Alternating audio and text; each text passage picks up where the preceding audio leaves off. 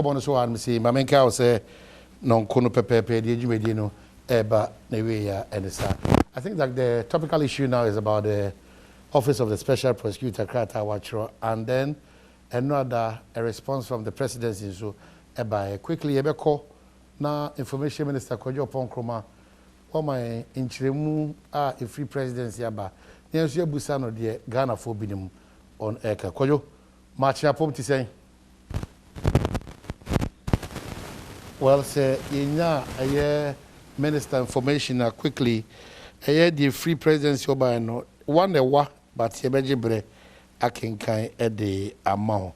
I'm sure say a lot of people so ono ehome ti say what really is happening as to whether yebinya nipa binimu kra amoma kwhye sa office o e Ghana. Ye ka say the probably names abeto form na edini bia beto form no is interesting. If we are saying so, abeto form nyina no, ibedi eye ho enkomo e wa hanum say na Yahweh said ye be ya bibia betimi akọ kama. I'm trying to see through whether the president and I'll get it for all of us to see what the presidency is also saying. Sakrana yene minister kasabat. As I go through my main ender sponsors as Mr. All Properties. But you don't want to question because so much I say you can Mr. All Properties are property development, estate management, and which private sales. And I say oh per se only on kita home now that privacy in terms of Japadia or tone said the baby buakra being intimate and what's them Mr. All Properties ED Sedgman Eddie amount. For one was 0248 500 495 and 0500 042 966. Now, want to know in income. Here comes Mr. All Properties. Here jatu quality housing services just for you. One also I saw Kwansunkuso and Adom Mpensenpensenmu. Ebro so Greenfield Scientific Herbal Clinic. Ade a woni yenyina say yade bia aye krankro da so bia no bribia da no odu ani e kire ho a woni yi sa e haw ni nyina afri ho prekope e de amount. Greenfield I can want to say me. Odu ani kire Nungwa Adogon last stop Estate Junction. Eho anabehu. Yare bia okwa enkono odi kodan Greenfield ombebo. One side the no for frasa ba edwaso ye bright garlic plus capsules. Eno de ya na say moja edi efusani oni peduanim no ebo ma bibia timi ko kama. Ana one side bright soldier capsules nso aba. Ye no so ye na say eboa ma otin kase o ye be man kase se osisi o ya wapo no wapo so onya challenge o yo ba na awo ho nsem so no aye challenge ma wa bright soldier capsules so eboa wo sa eye empemfeso so free one was 0243 983 906 and 0261 651 898 na timine won inni kita ho na bibibia enko kama emfa emma. If you are that way, also, we are aware. So when you are aware, I'm born kai say 25 years. Adom praise. We cry there and they are in them for the virtual. And you know, yeah, new sika. What that you say? We show phone so. Oh, fee, oh, office, oh, to came, oh, just so. Baby, I will be no. In fear, Ediono Numa multimedia Jukuno. Madaro, my mama, a quine. I'm yet media sumo. And inti, baby, I don't know. Adom praise. Ye him a surrender me. Or Kwanson so a brainer sass will be name and soon abamu a brewery they say COVID-19 she ain't and ya numpo crana and catrim ponese a idea we quite and care Perez Duma will be entry capre. But COVID-19 she ain't no but now fee, but now office, but now baby or what you do ye sell to trotro, sell to a taxi, sell to a wow shame, only a busha for no what me ajibre na oshe. Nyamesum for sonko a nyamenyum to for sonko one ebe to nyum sonko e de aboy nti hye so elder meku MOG adwum to for kese Rose J Celestine Donko Sisi Baby ana adwum to for P ba se ba abeto dwom nti baby a obutu bia baby a ohye bia no ebra Adom praise 25 years celebrating the goodness of God. Ede bro no now so diasa baby be direct to say bompire now bompire baby direct to say you handkerchief na him no now we indeed e ma refi say in the comfort of wherever you find yourself no eno ho nsem ana ye beka e wa no se baka cho topical issue is about OSP office no and the personality and then some our trouble things say and they adwuma aban de man no osa hwe aban through the president na na montu bi a otutututu a osu say akwanside e de man adwuma de a odi nti hwebe e say odi na adwuma eto form na afi oda Ghana 42 ene mampenya se onya gidi na yenya gidi e wo mu se ene yede sa eye office ne man no yeka say there is no more the special prosecutor but then what chin so no nkoma hodo a Ghana fo bi ne mu adi efa papa no ho so no aye nsem bebre Martin Amidu asem ana making adwenche no akoe pi bi nim say onye be ma movie say no o tumi bia e chese obetime di dwuma bia obi nkosi ne kwan obi so say nsem no de tu dwa na o ka say nu ntiam na ye nyina so ama na atwe ne ho free office emu ha etra if you wenye nsem a esese ekoya akwansidie ana say eye osi akwan ema edwumadi a odi ebi so say new patriotic party amanyoko no mobile bonte number ka say mo ko atia ketase ne proya say na eti say de mo amunim kwa mo fa so a mo ye de mo ne mo basabi sa anoma akoko ne wakọ ekire honom akọ hu nsuo no aba tifi ntempa be bi say wan na hunti eye moye mo ho say mo kutia ketase enso say na enye anampa anamutu again the abeto onso ne say papa free honom that office needs to be filled inti why ana ene owo man ma say the office na share so DCT no obetimi atena sa office o wodi ne dwuma ama bibia etimi akokama edema again the bigger question now is that Ghana and Kasa through our major political parties the NPP and the NDC and then yen as omamu for no yen in the quest to fight corruption no I feel the eye lip service and I say what at all or what do you think say betimi aye amasa how ya abetoisi etimi free because one of the major issues we have as of mine ama yempuntu honsem aye bibia ewo honom ama yentimi nko ne yekọ ani asa ba yachi no eye eko atia eye ketasese ene eye proye enti enkomo do so apart from panyfo etna say ne nyan for Collins so amankwa mentia north emrashe bedwani anafi eye era broja Jemfi one etnas no nkomo no edo so bibra megiri se ho so why wadwene se so opese oni etnase edisa nkomo ya ebitimedi ma menkenkan krata free office of the president also honorary year on the Emma era Martin Amidu.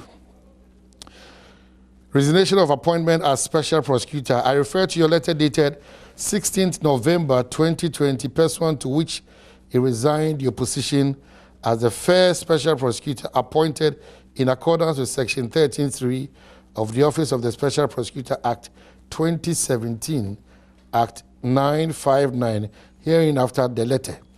But my key ones, era Martin Amidu erased. I think that's the most important thing. Any new year, the presidency Ediaba. One, alleged interference with the independence and freedom of action of the special prosecutor. And here, the response is that at the outset, it must be made clear that throughout your tenure as special prosecutor, neither the president nor any member of his government has interfered or sought to interfere with your work. Indeed, it is noteworthy that in your letter to the president dated 16th October 2020, you stated in part, in relation to the novel nature of the report on the analysis of the risk of corruption and anti-corruption assessment of the gold royalties monetization transaction, hereinafter the Ejapa report as follows, and I quote, "This has been made possible by the courage and commitment of His Excellency, the President of Ghana, in redeeming the promise he made to Ghanaians when he was a presidential candidate of a political party to establish an independent anti-corruption statutory entity to make meaningful any real commitment to prevent and fight corruption. The Office of the Special Prosecutor Act 2017 at 959 established this office. The President ensured that in the teeth of strong opposition, the Special Prosecutor was able to have his way, to have included in the Office of the Special Prosecutor Operations Regulations 2018 LI 2374, the Prevention of Corruption Regulations, which to the best of my knowledge may be the first in Africa and meets international standards, best practices. And two, again, in a recent 3rd August 2020 letter from you to Chief of Staff at the Office of the President, you stated in part as follows, and I quote, "I have remained in this office this long out of personal respect for the President's shared commitment with personal respect for the President's shared commitment with me to fight corruption. It is therefore surprising that you will make the untenable claim that your resignation is as a result of the President's alleged interference in your work." What probably this is suggesting is that nipa bako oyo ho eye bibibi ho at a point in time osi mampenya na montu ene utimpo ekesi ene ye pe because mo pese mo nyina mo ko ketasehye ene proye na wasa twa ho biem osi mampenya wa ma wasa tumi wa ma wasa akwanya no ono asa beka nyoma oye ye no abeya akwansidie e dia ma wo office no so a so occupy no so officer ama a certain power nyama mpanyin bia nyama mpanyin anaso obi biara na betimi aba wa akwa ma betwintwam se wadwuma wo ye no e ade a oye osi akwan. Well, me to us no say at page 1 of the letter you claim that you had been convinced beyond reasonable doubt that His Excellency the President had a mistaken belief that you hold office as his poodle in substantiation of this allegation. But quickly, my main corner lawyer, Ejudi Tamaklo, also Enfa Nadrin Chiremra, Ewosa, Anu year, if you presidency, Akoma, Special Prosecutor Onubium. Lawyer Kwaba, know what saying? Omahe, Anopa Major, so, Mechia, or Apuafone, Obi Nabra. Well, did it came as a surprise to you, bra, Era Martin Amidu, Trocrata, cause and a Juman or the good form because of reasons stated. Oh, that be, we will be a follow your papa Martin Amidu, the public service. It's obvious, open the writings on the wall. One will say, a bit more why from anti-establishment. Hello? Me too. You won't be or from anti-establishment. And I say the other from non-conformists. Adebia obi hu no ebuneni egusono obi hu obeka. Enti ohwe ne public life from PNDC address so eba NDC address so na okay the responses emra e papa prosabo etro in the book now you could see say there has always been one form of confrontation with his colleagues or superiors or something such as here na omahi said you the power of an attorney general is a more superior power than a special prosecutor so because the powers of the Attorney General flows from the Constitution. The powers of the Special Prosecutor flows from the Special Prosecutors Act. Now, here the hierarchies of law, the Constitution trumps over all other enactments. No need yet the Attorney General position cried the Amanda. Yeah. In the Kusi say. He ended up having a problem with his boss, his former lecturer, a man who even, graciously allowed him to be his running mate, meaning he could have even become, if he had won, he could have become his vice president. All in Ukraine, disagreement, and correct.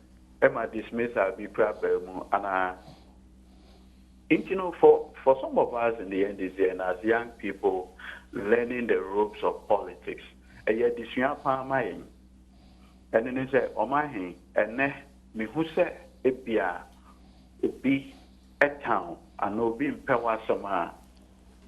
I should not be quick in befriending that person with a view say, "If you are my hina say no." Once I'm who say so my hina say no, and then let me quickly become a friend with that person so I can do something against the friend of my. Oh yes, sir. The eto Haman our Bible mono and a beto when you be. Can you imagine this critical time as answering way ever? Bala, what's so critical about the time it will be so to be resigning? Especially when you look at reasons for resignation. Exactly. But also the response from the presidency. Now also our obeying for Bambremu. Now say experience about the man you say yeah. The Special Prosecutor Act make me say a man penny in a edebaye. It will make me say any baby and good. Onwana are sent into the law and my man be now OSHA section 4 of the Act 959 it can be say Nejuma oye no ma obia interfere with his work. Ma obia indirect no me bia control no. Intina I say you are creating a small quote unquote demigod within the executive structure. Okay. Na sekoba say you Attorney General Crown need to me a from Article 88 crown. This kind of way no amount. Media from the beginning and I make her say me I don't believe in the office of the Special Prosecutor. Wouldn't be here. Debbie. My mama back was saying, wouldn't we say Papa Bright Equity? So we know a Special Prosecutor. Officially representing the interest of Ghana or in what capacity? He was one time a Special Prosecutor of this republic. Playing the roles and responsibilities of this current Special Prosecutor. Bright Equity. Not only that, wouldn't we say, yeah, Papa, never captain as I said, wouldn't we say no a Deputy Special Prosecutor? So what's so special about this office of Special Prosecutor? Exactly. That is why some of us from the beginning we said look, in the 80s, Neil was Special Prosecutor, be a friend up here. You can't send and say, Uncle investigate, Cole's motto, so okay. Good. At the end of the day, wouldn't we say, he himself was prosecuted, wouldn't we say, no, we can call London. Papa say, you see, and Kropo associated with Cole's Motors, 8 years ago. Eto, the commercial bank account, London. Intina bribery, Asama Bum, ASR. Then the difference means so offense no crime is you or Ghana. So even if it's an offense, it happened in London because that was where the deposit was done. Into Omunihu can say Ome prosecution or Maemuha. Into ya experimented the issue of the Special Prosecutor before. It didn't work. But you see, I have always maintained that the reason for the establishment of the Special Prosecutor by President Akufo-Addo was not to fight corruption. It was not to fight corruption. It was for a sinister motive. Lawyer Ejudi Tabaklo, I'm sure someone has educated me in law school on this matter. When we have an office, I specify a specific responsibility and act at the board. Now, you in print, there, Ubehu said there's an office established by Parliament. But when you pan out at the end, the real motivation for doing the thing will be different from what is in print. How do you determine that one is guided by rules and regulations? You only fit into the American say, Osha, the choice of the individual. Yeah. Look, time at the buy and ye been me can say the way ya office no. Now acquire say it was tailor made for Martin. Look at how when the office was set up. When we say office no more set up, bill no buy Martin Amidu criticizing the office. You guys, you have forgotten so soon. When the bill came out, he wrote a stinking article attacking the structure of the office. Now, Obia with Mitro article can say office now more set up crown or minimum dream. Kwaya more fast so they are setting office no crown minimum. That was already the signals. He had in mind something else. It's Embra Yamame Gloria Akufo and nominating him. Oman Peninsula accepting nomination now or they appointing no as special prosecutor. Some of us we knew the end from the beginning. We knew said this love story, no, it will end in a very bizarre way. Well, I see. Me empower Cho say this is one conversation I'm a person came to us. And I'm hoping so. Oh, Minka be shortly. Yes, shortly, so that I can. Okay, Oman Penny response now is almost 9-8 pages. Yeah. The significant thing, and they say, Oman Penny office and deny, say, at least through the chief of staff or council be who Martin Amidu. On deny also say on Sunday the 1st of November, on Martin Amidu Asia. Or the one or two issues be added to the new.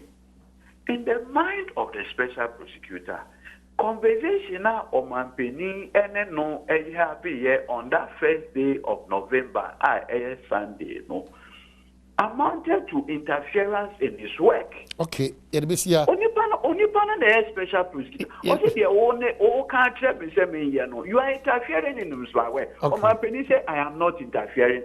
I mean, so the whole thing, and I said the conduct now, Mampeni are taking, which the presidency does not deny, even in their long response, is to cast the president in an extremely bad light. I've never seen this kind of indictment against a sitting president. Well, you better one come away, so I'm sure. Say, exactly. Okay, all right, thank you so much. Let's just have a clue. The man for calling Sakwaba. I mean, my uncle said, "Me near Bruja Jeff. Akwa Bruja Bokodia. Akufo-Addo. Campaign is saying, oh, Ekoye. Second coming in Namkazo. Oh, Nyankopon etuminti. NDC beba power. So open election NDC ebeya de power Asante Mantemwa Sabato. This election, yeah, 2020.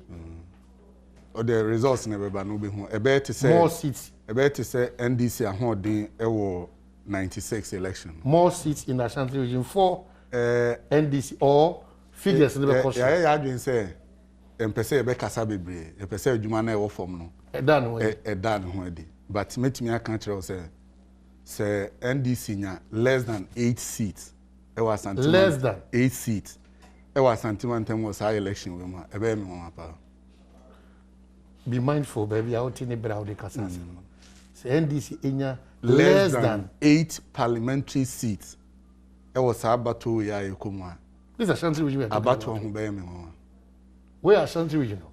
Tina Mekacho say, and Pese Becasa Bebre, a Pese a Jumadie Noa Ye Dinoa Edan Huedi. Ashanti region, very fertile for NDC. Sabato. Very refreshing for your party members. Yeah. Ashanti region. And Mebo party for Nina Abason. They are really working. Amoya Jumapa. And Asante Mine so Ababeti and Yamediase. Say Asante Mine. Abeti Yamediase. Say Sebin Prediasan. And ye and Samanfonia show Moso Tuaba. Eye Impuntu Numa. Into Bibage now say Victor Usu Free Krum. Nabuzia Efriha. Anyway. And carry you. And now Pedra won't mean Kunyani Victor Usu say Messi drama. One is drama. The OC drama. The na Victor Usu Heson at the Tuaban at the joining sa party no. And yan no ho ensunsan so na ye hune. I see. So I think I'm trying to say. Buzia pension na omo party no nse na asenso de na ekoko. Ene ya sesa. It's a koko enu nti na nipa bebre di akire fi se omo hwe koko akuafo eye niam. Eno ye buzia pension. Se ne Osono ne party no adane osono na ogu ko tietia koko akuafo nyuma so asai no a. E kire o se nka buzia akrati ase a. Ka koko fu na. Enye sa party we na nka obejon. Political Nti esese wo hwe ni ebema wasetena matumpon o man be koyie eno na ye hwe so ato abasa afi. I see. Nti I'm very very positive about NDC performance or Santimantem. I see. But me was a bit of worry because I was at a point I was asempa okoka asembi me am shame about the electoral commission and the register. And was abeka something about elections. Did I say only baby out here all this minimpa interesting. Minimpa. Because they was Matiao assembly here. I can't never say. Mrs. Osebo's your name, Philip Osebo's Linda is here. Oh, a nursing officer or Kwesimi Team Government Hospital. Now, Ofun, come up. Oh, a Jawo. A Jawo. What top of Ranadu? We have not seen the woman who should be or the city Marco. No, because it's on camera. Oh, there's all no the interest. Yeah, you feel good, man. Yeah, you are free. No, oh, yeah, my paper. Emrantia, almost all moody party in any no. Ah, yeah, the Omo Quachra. Oh, no, the minimum the Obecan. No, make sure the moon are them.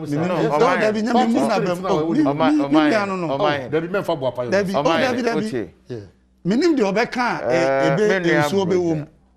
The castle of Becan is originally onim. Near Kosovo region, crisis. Sir, Ulusu election. Near you were from Mudia. Send a Ghana for more you or Ramahamed from. I said, who the sound for Tony Badia? Say, the sound for Tony Badia. And I wanted the major. Some of them incumbent MP. 6 January, and I'm a day. If you got the Kawood, you can bet every year until the mission. Now, what for those who are Oyenina? Send about 20 coin and go free parliament. Go for fees. Only ignorant on the mission. Do know, say a church room. Now, Penforce Odo and don't you being warm. Many are broja. Naka me a foot out the man, no. Nene se mo kotna mo fi de kese so asempa kan ye edo nyame nyina owie obi entwa niti ote ha no yofunu boni nim se masa ono ane boss ora yamin betena ha ne woto nchia de ne fon nyina to so asem na memu no ye ntwa niti anopai wasa nya kokoduro emma ne nkro for false hope se omo beji nkonwa mako nwotwe e wasante manta amamusa ebe ne 11 ye wangase obeja amanyo wangase obeja ha ba o se ebe ye ne 11 ye amanyo se ma ye amanyo man kase nwotwe mpo o se wante na mekan se less than eh timin kase nwotwe se ye ka kwa ne yetiu se no na wo so dia ne ma ye mon show kese me se o man nkro for se me zan ka bie ma na menim e bia na voter region asem no ka. Say Asante Mantem. Wake up from your slumber because Asante Mantem. Yeah. I want to put it on record. Less than 8 parliamentary seats. Asante Mantem, there be a NDC now way since 1992. A year we on very portal. 47. A year we a tan because we have a project. Yeah, execute. Na sebi Asante Man nimde.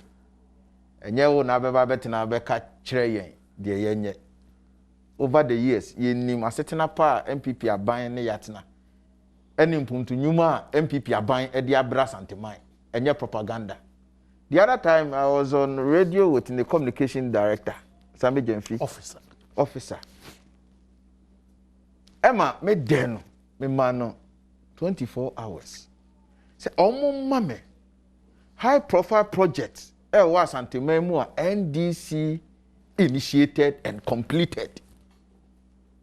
The emphasis is initiated and completed. Not a single project. KJT market one. KJT now the Tafo market one. Please, Mr. Also me Bobby Tafo market You don't know what you are saying. You don't know what you are saying. Oh, to us maybe now okay. Initiated and completed. Obusao say, wo party no. E wa Asante Mountain. The kura mo na mo share kura. Yes. Completely. Tafo market. Tafo market. Let me tell you. Asawase market. Tafo market. Me tell what about Tafo market. Tafo Asawase market. Tepa Town Rose. Tepa. Bekwai Town Rose. Bekwai.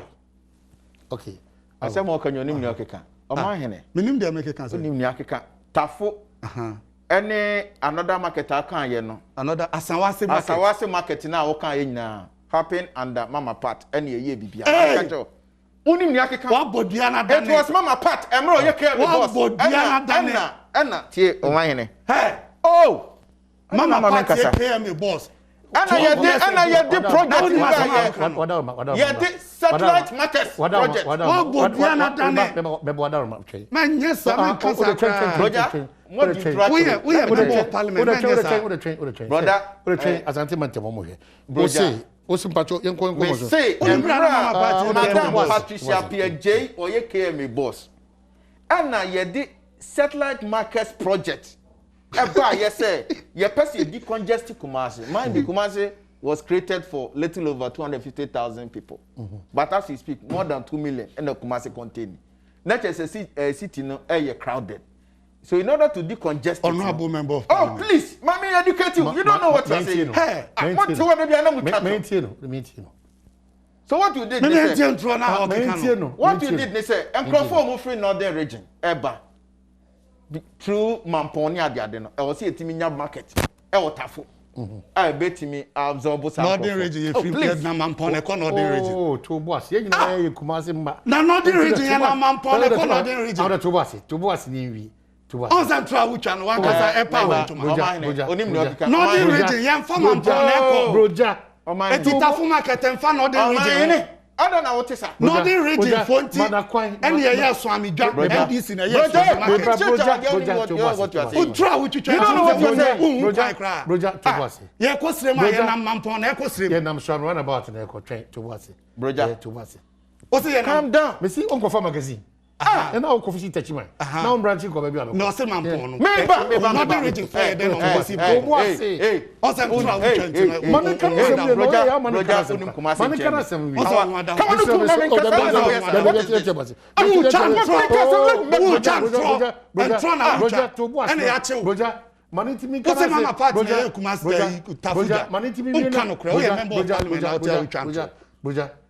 Tepa Rose, muna mufiti ase. Maniti broja. Mumu ba etrade ba kwa mayama santimai. Ba ku broja. Not a single project. Broja na mayama santimai. Broja no. I don't know kasa de e no kasa bi mo. Kachira ni say. Northern region who ko srema enya Mampon na afa. Kachira ni say. Onim ni okeka otie. Onim ni okeka. Some of them eche no. O se wo ko Northern region. O betimi afatafo akọ. Akosi mani wie na sem o de me musara sem enya wo de no mani wie ukosrema o be fatafo akosi adwira me pa ko fata chima no akosi kintampo me pa cha wo timi fata chima nkosiri de tachima na be fa I don't know the tachima etu ukosrema what is the fa Mampon akosi adwira afa nkransa ansa na wako we na be fa akosiri broja what can trauma hwada o fa drama ngo de man nko so ewanchi a o de man nko so nko enya sere masem o ko wanchi afatafo mami nkasa I don't know what is this na broja de o ye de uni ngana ha tanya man nko so me kasa wo kire before say Mama Patricia o ye tell me boss wanchi kwan datafo honorable Collins o saman headline tafo na nya one constituency tafo o de ko unim ni akeka o ye later day say they don't even Kumasi won mimi ye later day what do you know about Kumasi mimi ye later day me kasa wo chama don't say when your opportunity akọ parliament unim nyansa che obi nobody is a later day say broja mimi ba man you say broja Me be ya man say no Broja, me give you for organizer. I be chere kwan. Me give you for organizer. Now we need my dear friend politics. Broja. Stop it and let me talk. Broja. O ga so be member of parliament just that unim nyansa cha obi. I don't know if Enti na ya two free so. O be try be ka se semu kwan eda mampon. Broja. Eh fa na wo fa mampon ko si. Broja. Mr. Papa is the hotel. That was maybe 4 or 5. Now, most won't count. Oh, my Lord, the woman can say, Broja Jemfi. Kawanotum. Mr. Tepatan Rose and why are you doing this? Yes, and I'm Oman Casa. What they call so Tepatan and throw no more church. My 4 projects. My 4 projects. You are exposed. What can throw me say? On Obama did throw now. What imagine on Tibro initiation and completion on Tibro. What Tibro? Government is statement. I made a statement. Let me name before them. Or see, me say, and this made them. What me moment tie o man ni tie some of the say high profile projects okay into the tremu the picture tremu ana okoka kejeti ana msi kejeti ano mu na mu initiate ye ba nya mu na mu complete ye because the chene nya na e ba ye kejeti was completed and so why are you complaining go please etina me say o ma me one afede o say the high road onim ni okeka geka Bekwa fo gusu e pekwan a ye gusu a ye kwan bebre. Bekwa town roads ko he asphalt a ye hwego. Unim ni akeka mo diturache. Me say mama single high profile project in Ashanti region. Mo na mo initiate here. This affair project amoka na obi ani say a president ko 4 time enrolled the invest projects. I call farm from Egypt. E mo be yes project no. Ye bi o salaga ye bi won krahina. You don't know what you are saying. Mo dituro da bia kira santeman. Eti the American and they say, "Oh my hene." Asemu American ye say mama part that time no the concept was that ye perceive decongested Kumasi. Enti yenye atonsu market. Say ne be ya enipa omo e be free but wait my pass it through central region afa essence kwan esreso kwan ne so no e de ekọ abono ne ade no. Omo be fa sa enclave no. Omo drew atonsu a omo be high school junction omo gina. Please, you don't know what you are saying. And you're free abayi mu. You're free abayi mu na mo buy here. So it tells you that you were not the one initiators of projects no MPP abayi. And this about to us who are and it say asemu made to was e dey na mo initiate ya mo to complete and complete yen. Untimi ma me bi. Oti ho anya woni who ye dede wa ha ekasa. No, so this if this is your argument. What is this? Hold on, it's no news. Because amamo no ehase bra ye did 92 by a see by enemy. What to obi dear so the akase wa jaba so body. On also about there so akase their jaba. But if it's about initiation of a program, a project and completion, you know very well that major projects be difficult to complete within 1 standard of office. Actually, there would do 2 minutes be because bam. No way. So it will be disingenuous. On a spot so better na have kase edie na ye yamasa. Oh, but of course, o kase patoti, o kase obetimi didn't say in the book say, and it is true. Say when they were exiting, apart from the more regional minister abekase car park kromusi biane we kejetiana car park any baby park and all those, you know kejetiana. One of the challenges that this administration you claim that they left behind was the issue of car park, any demarcation of stores. Let me put it on record. Me, now me a member. That's what I'm saying. So you know from day one. And I make us almost ditro. What happened? They say, okay, 101. Now na Akufo-Addo buy a KJTR market, a redevelopment project, second phase or Ora Mahama and a baby first phase. Now what I'm saying is say, oh yeah, and one complete. Oh yeah, no one complete. And I'm say, oh yes, I said, please. Also, oh yeah, one complete. What Broja, me say, first phase, you know, first phase no Rama Hama be here. Oh yeah, no one complete. Was it completed? I don't know how on to. So what I'm saying is, I'm not going to buy it. Not to buy it. Everything are 8 years. Granted, and this in your 8 years. For the first phase, MVP, Nana Akufo-Addo buy it. Yeah, almost 4 years. Utie, Nana do so yes, second phase. It's on that score, no. Mahama ye back on Nana do so ye back on my santimine. Omine. Eti no wo take credit to plan KJT second phase no tie me. Broja. Bibi ankos. No, man kwan man me twantro ha. KJT second phase no. I know na we. Akufo-Addo KJT second phase no. Okokuma market. Bibi ankos. Ya fese ho. Bibi ankos ho ya aduma. Ya fese. Onim ni akeka. Eti wo dem am koso na. Onim ni akeka. Kodwa nim na Odie Broja. Wampa. Na so nyina Ekumasi boys. Men nyati se de. Manfra for it ya. Omine. KJT Central market tie. What did trust second phase? A central market. Exactly. Me can't tell you. What is this? I don't know what kind of press. Me can't tell you. No, so do you central market se see ya. And 24 how we did that. And trust something and for first phase of KJT project no. Ye evacuate omo e wo KJT anyina. And you see Tafuja. That was a poor planning. You see Atonsuja. And until you see Swamija. And until you see Asamwasija. And the project. And until you see race course. Send your bayer the phone benya baby ako near Timiaye. Many will say, oh, come to my doma and to my Joshua and Mao Moton. See this man. Also, who see second phase. And you did our Sunny see second phase. They are tossing me. Onim ni okeka. O man ne tia ka cho se ordinary akwa Konfanotia Ultra Modern Eye Center West Africa nyina bi. As the emergency center cry ya ma Modern Eye Center. Stop what you are saying now ni akeka kamada. MSC or fiti ase ewie. Ko ye whatever. NDC aye bia ma Asanteman region na ma call Asante hene ho ntro. Eniema wa ye nyina obobo so. Osho man kasa nwa. Akufo-Addo call ye no. Onim de okokan. When tomorrow one project away. On kind of was it 1,100 and something projects. And projects no. Projects on You're spreading across. Nana Akufo-Addo projects. You're spreading across. You're spreading across. On my hand, can't you? And we say projects. You're spreading across. On my way, 700. When tomorrow come back, when tomorrow figures no cocaine. Okay, figures. John Mahama say. District assemblies project are omo so I mean now look at projects I am on Jim fan kan ho who be am nkofo bu afu chairman and kofa so stop it one some one enya toilet sie it appears oh you clueless enya what is it I don't know 8 feet now me kind now you ma show there nya botre na ebeye more than that. Force of na man crofo. Unim. Enye toilet ho asem na ye ka. Bekwai hospital for the records nyemo na mo. Enye o say Bekwai. Mo de keka mo records no. Mo nya careful. Man botre. Bekwai hospital.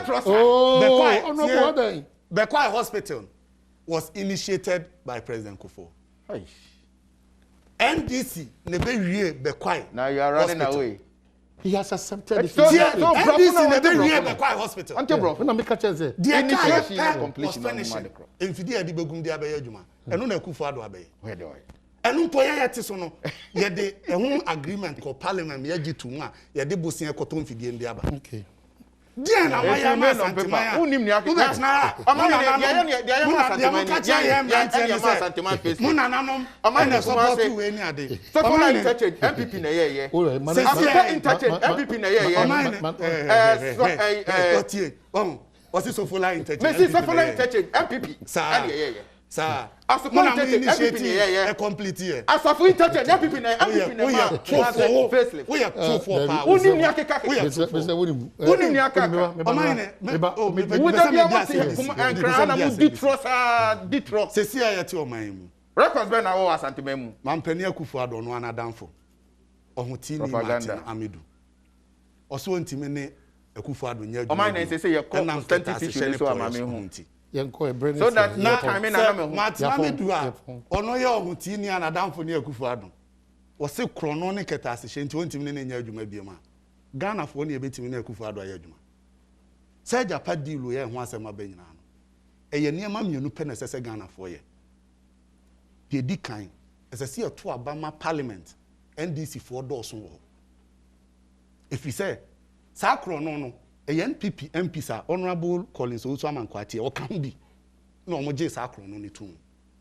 Yesi yan san fan ko bi so omo doso a Ombesen agye atum. Nti Haruna so It is the first step. Unim say NDC for sorry PA. Is that what you are saying? Then NDC said that corruption. So your members on the finance committee no omo ya kronfo. And sorry for NDC members on the finance committee not part of it. Judge Amo and Adom no omo ya kronfo. Is that what you are saying? The second point say you better your highest. Roger, to bottom new Nobody attacking. Please. To bottom new like please. What is this?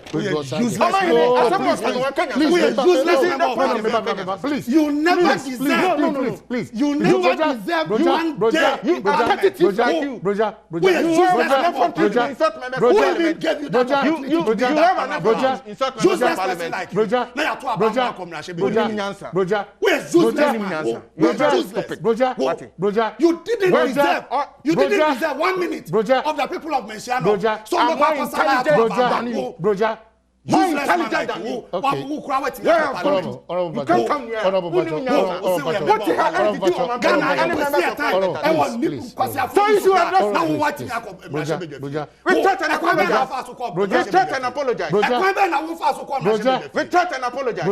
Martin Amidu has concluded. You sit corruption. Who can be the as I see a 2 free MPs no free parliament. The majority in parliament in the name of NDC. What is it? You want to indict members of parliament? What is this? What is this?